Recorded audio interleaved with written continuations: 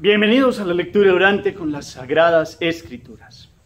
En este día la Iglesia nos presenta el texto del Evangelio según San Lucas, capítulo 8, versículos 19 al 21.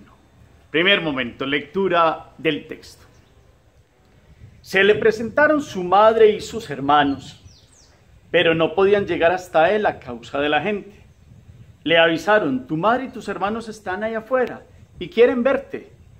Pero él le respondió: mi madre y mis hermanos son aquellos que oyen la palabra de Dios y la cumplen. Palabra del Señor. Gloria a ti, Señor Jesús. Pidamos hoy, invoquemos la presencia del Espíritu Santo. Digamos juntos: ven, Espíritu Santo, llena los corazones de tus fieles y enciende en ellos el fuego de tu amor. Envía tu Espíritu y todo será creado y renovarás la faz de la tierra. Espíritu Santo, ilumínanos y santifícanos con tu presencia, con tu gracia y bendición. Amén. ¿Qué dice el texto? Volvemos la mirada, ustedes y yo, capítulo 8, versículos 19 al 23. Son pocos versículos, es un evangelio corto, pero con una importancia radical como toda la palabra de Dios. Para ello entonces miramos quiénes se presentan delante de Jesús, porque no pueden llegar tan fácil a donde Él está, qué le dicen a Jesús y cómo responde Él. Esa es como la narración de este día. Miremos actitudes, respuesta de Jesús, la situación, cómo se da el Evangelio. Todas las variantes, todas las expresiones son importantes, por eso también es bueno las varias lecturas y bajarlo de la mente al corazón luego de haberlo tratado de recomponer con la memoria. Segundo momento, meditación. Este capítulo 8, luego de narrarnos las mujeres que acompañaban al Señor, mostrarnos la parábola del sembrador en sus tres partes, también habiéndonos presentado Jesús aquella pequeña parábola, expresión de la lámpara que no se prende para esconderla, y aquel que tiene se le dará y aquel que no tiene se le quitará hasta lo que tiene. Seguimos ahí en orden, ya llegando al capítulo 19, versículos 23, con una situación donde Jesús lo buscan. Y nos dice Lucas que lo buscan su madre y sus hermanos, pero no podían llegar hasta él a causa de la gente. Marcos, esto nos lo habla por allá en el capítulo 3, ustedes pueden mirar el paralelo que tiene en Marcos, capítulo 3, versículos 20 al 21 en la primera parte, y en un segundo momento el versículo 31 de en adelante.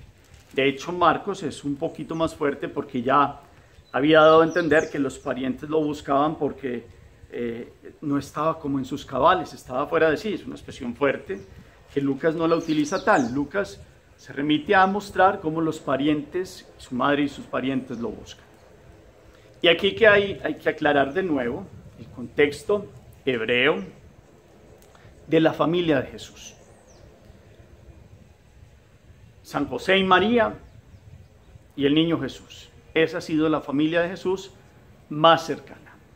Resulta que he explicado aquí varias veces que José tiene un hermano que se llama Alfeo. Y toda la parentela de Alfeo pues entra a ser parte de la parentela cercana de Jesús.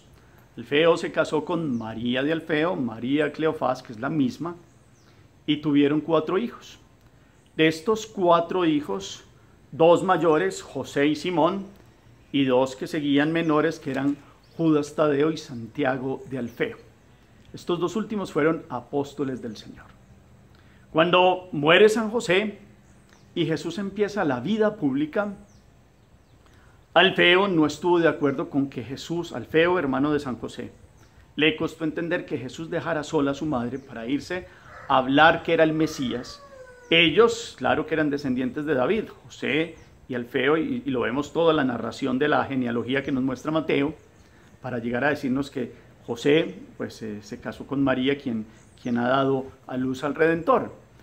Pero aunque Alfeo sabía que eran descendientes de David, no comprendía cómo el mesianismo de Jesús era ese mesianismo de la misericordia, del amor, no era un mesianismo de estos que se forman en el templo en Israel, sino que es uno que empieza a hablar y empieza a mostrar como otra faceta de la misericordia que era muy distinto al Mesías que se esperaban los hebreos, y entre ellos incluyeron a algunos de sus familiares. Por eso el mismo Jesús en algunos momentos dio a comprender que dentro de la propia familia habría división en cuanto al seguimiento de él, si él mismo lo vivió. Y Alfeo, tío de Jesús, hermano de San José, le cuesta al principio creer. Muere después, digamos así, como estando en paz con Jesús, pero en ciertos momentos hubo situaciones donde él verdaderamente rechazó esta actitud de Jesús porque él pensaba que estaba haciendo mal.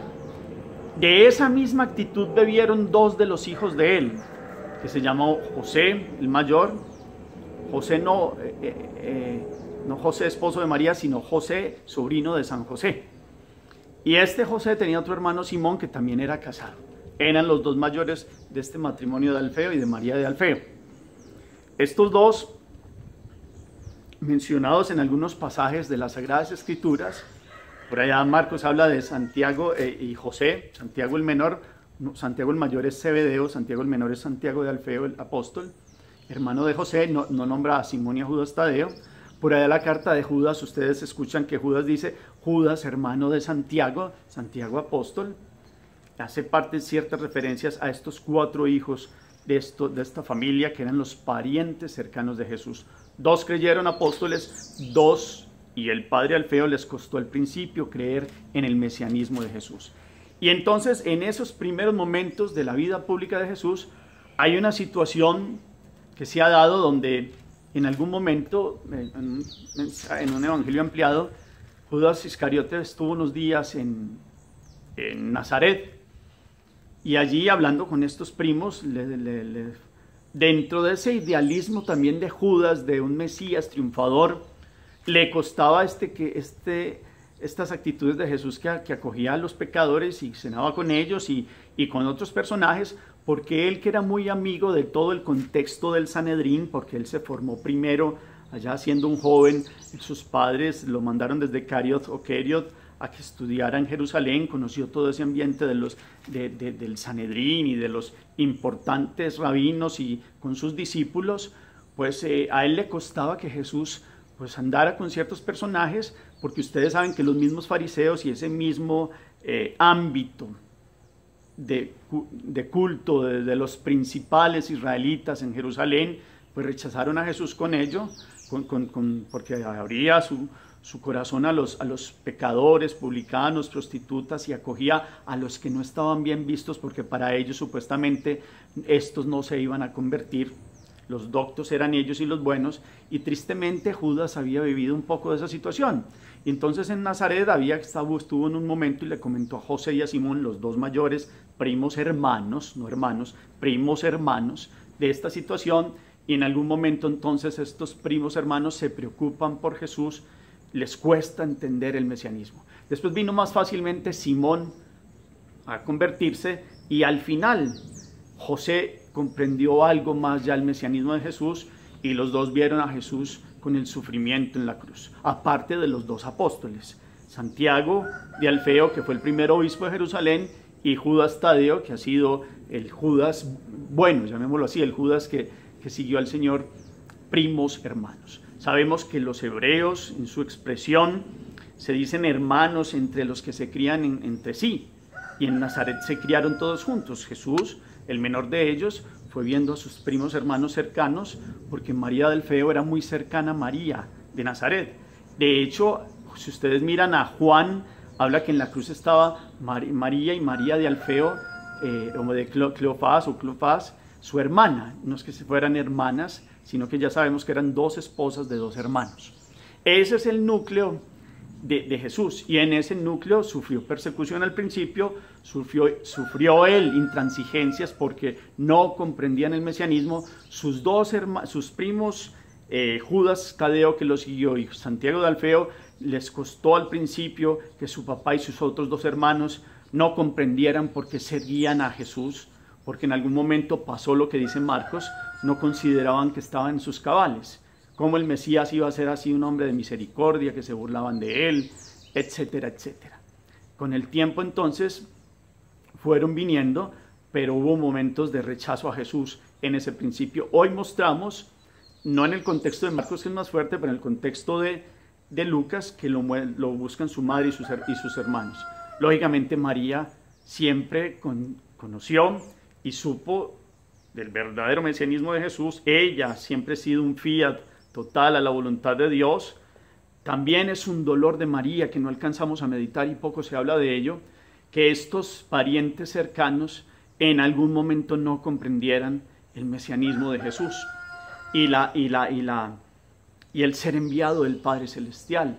Eso ha sido otra espina en el corazón de la madre, pero como todo, lo ofrecía en la oración, en su santidad, en su prudencia, en su humildad, en su silencio, guardaba todo aquello en el corazón, aun las incomprensiones de los familiares cercanos. Pero el contexto entonces explicado así, para que comprendamos, nos sirve para profundizar ya la gran enseñanza del Evangelio.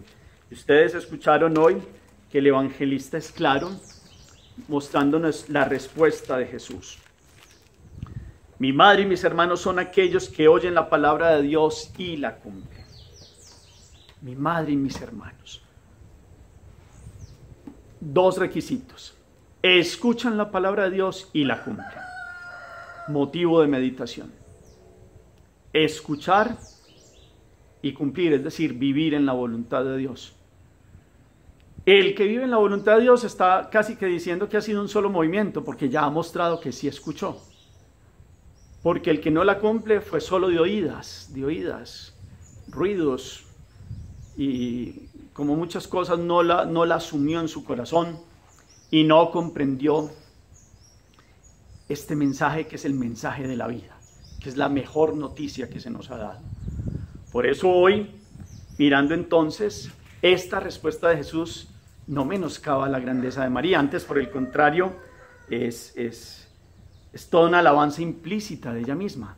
¿Quién sino ella fue la primera que escuchó la voz de Dios a través del ángel, se ofreció como la humilde esclava del Señor y vivió según la palabra de Dios? Ella es la primera que nos enseña. Ahora bien, ustedes y yo entonces hoy escuchamos la voz de Dios, escuchamos su palabra y esto nos hace vivir, cumplirla, y esto conlleva que seamos de la parentela, es decir, de la familia de Dios. Estos son mi madre, mis hermanos y mis hermanas, que escucha la palabra de Dios y la cumple. ¿Cuánto escuchamos, queremos beber de la palabra de Dios? ¿Cuánto esta lectura orante a ustedes y a mí nos motiva a comprender que Jesús nos habla hoy? ¿Cuánto en la Eucaristía sabemos la presencia real de Jesús y allí lo escuchamos en el pan de la palabra? ¿Cuánto la liturgia de las horas también, que es palabra de Dios? Pero aquí hay una pregunta grande y es: ¿cómo oír esa palabra hoy? ¿Cómo oír la palabra de Dios creando un verdadero clima de silencio y de oración en un mundo que nos ofrece muchos ruidos? Estamos en el mundo de muchos ruidos. Y el corre y nos levantamos y hay que hacer y hay que decir y hay que obrar y esto y lo otro y lo demás allá y muchas cosas. Vemos, oímos y palpamos de la realidad. ¿Y cómo crear entonces un clima de oración? ¿Cómo crear un corazón que quiere escuchar la voz de Dios? ¿Cómo crear el momento oportuno de encuentro con Dios? Esa es la gran pregunta de la palabra hoy. Y es poder escuchar la voz de Dios y verdaderamente llevarla a la vida cotidiana. Y en eso también yo medito, para que no hagamos lo que tanto hemos hablado con énfasis, y es esa división que hay entre el escuchar, entre la fe y la vida. Decimos que creemos, decimos que escuchamos, decimos que oramos, pero muéstrelo pues en la vida cotidiana. Y ahí hoy esta alabanza: escuchar y obrar en orden a la voluntad de Dios, que es buena, perfecta, agradable. Entonces hoy, ¿cómo hacemos? Hoy consumimos ruido de todo tipo, desde que nos levantamos. en los televisores, en las tablets, en los celulares, en los equipos de sonido, en las noticias, en los discursos, en los encuentros, en un montón de cosas, en la fiesta, en tantas cosas que hacen parte de la vida cotidiana. ¿Cuánto sacamos el momento de silencio en Dios? Y hoy, como en el momento de la transfiguración, escuchamos la voz del Padre que nos dice: este es mi Hijo amado, escúchenlo. No solo de oídas, escúchenlo. ¿Cuánto escuchamos hoy esta voz que es del Padre Celestial, ratificada hoy por Jesús, diciéndonos: vean, la verdadera familia de Dios es estos, los que escuchan la palabra y la ponen por práctica? Y María aparece de primera, Nuestra Señora.